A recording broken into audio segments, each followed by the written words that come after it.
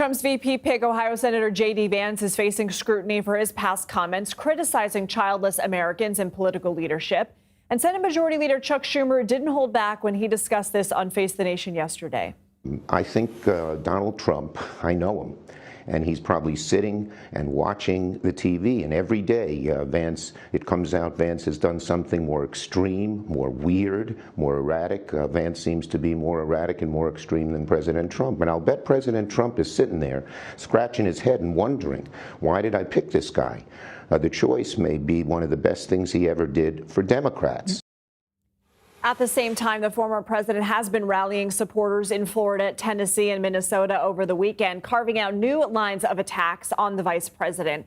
CBS News campaign reporter Olivia Rinaldi joins us now. So, Olivia, let's play a contrast between two Trump campaign stops over the weekend. When you compare my position on abortion to that of Kamala Harris, my position is actually, it just polled, 8 points higher. And that's because she's a radical. She's an absolute radical on abortion. On day one, I will fire Gary Gensler.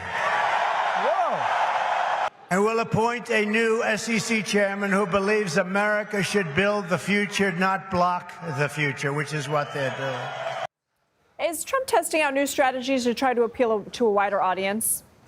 Yeah, it really was a busy weekend for the former president. You heard him there in Nashville at the Bitcoin conference. That was the largest Bitcoin conference this year.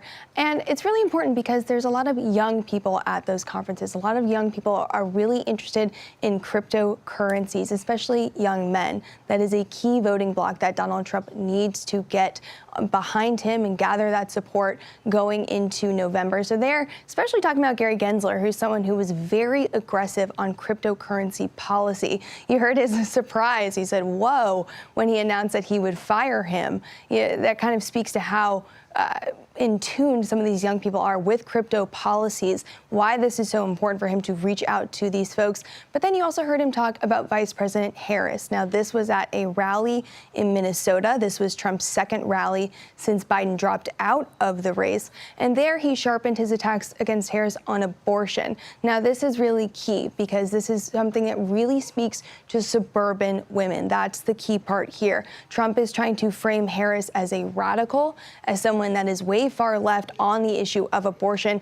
And by doing that, he kind of hopes to chip away of support of suburban women as he tries to make sure that he has their support heading into November. I mean, fair to say he's been saying that Democrats are radical. He was saying Joe Biden is radical, and now he's saying that Joe Biden wasn't even that bad, and she's further left. But Trump is also raising some questions and eyebrows to some comments he made as well. Let's listen. Christians, get out and vote. Just this time. You won't have to do it anymore. 4 more years, you know what? It'll be fixed. It'll be fine. You won't have to vote anymore, my beautiful Christians.